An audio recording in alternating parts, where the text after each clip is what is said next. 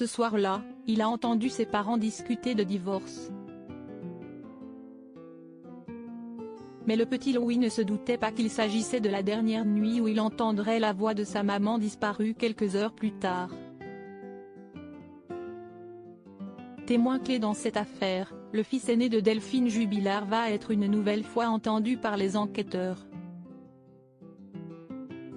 Que s'est-il réellement passé dans la nuit du 15 au 16 décembre 2020 entre Delphine et Cédric Jubilard? Quoi entendu leur fils Louis, 7 ans, lorsqu'il était dans sa chambre? Comment interroger ces enfants déjà traumatisés par la disparition de leur maman et ont-ils pu être manipulés par leur papa pour ne pas faire de révélations qui pourraient lui nuire? 11 mois après la disparition de l'infirmière de 34 ans, les enquêteurs ont décidé de réinterroger l'aîné des enfants à la fin du mois de novembre afin de voir s'il pourrait donner de nouvelles informations qui pourraient enfin élucider le mystère qui entoure le couple Jubilard. Leur papa étant incarcéré dans la prison de Cesse, près de Toulouse, depuis le 18 juin dernier, Louis et Elia ont été placés chez la sœur de leur maman et tentent de se reconstruire loin des médias. Quelques semaines après la disparition de sa maman, Louis avait déjà été interrogé par les enquêteurs qui avaient tenté de savoir s'il avait éventuellement entendu une dispute entre ses parents le soir du 15 décembre 2020. Selon le petit garçon, ses parents ne s'étaient pas disputés mais ils avaient parlé de divorce. Il avait notamment entendu la phrase « Puisque si est comme ça, alors on va se séparer » avant d'apporter d'autres précisions. Après, j'ai entendu des gros mots. J'entendais que peut-être il faisait ça, il allonge les bras à l'horizontale pour mimer la scène. Après je me suis endormi. Si est peut-être maman ou pas qui a dit ça. Après, je n'ai plus rien entendu.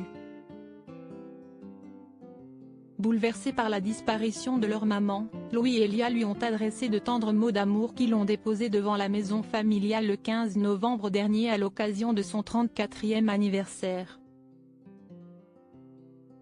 Maman, on t'aime. Tu nous manques. Joyeux anniversaire, Elia et Louis.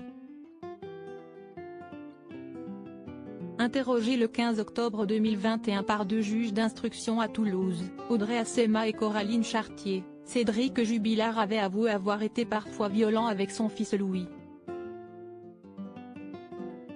Si est-il sûr que oui, je gueule.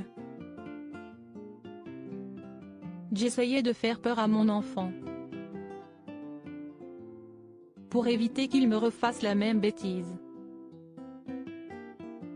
Expliquait-il. Loin d'être un papa agressif selon lui, il ajoutait que son fils n'était jamais arrivé à l'école avec des bleus ni avec des cocards ou quoi que ce soit.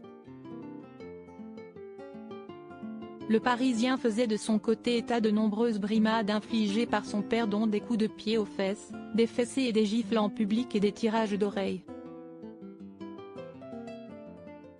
De son côté, Cédric Jubilard clame toujours son innocence dans la disparition de Delphine et a récemment fait une nouvelle demande de remise en liberté. La Cour d'appel rendra sa décision le 22 novembre prochain. Cédric Jubilard reste présumé innocent des faits qui lui sont reprochés jusqu'au jugement définitif de cette affaire.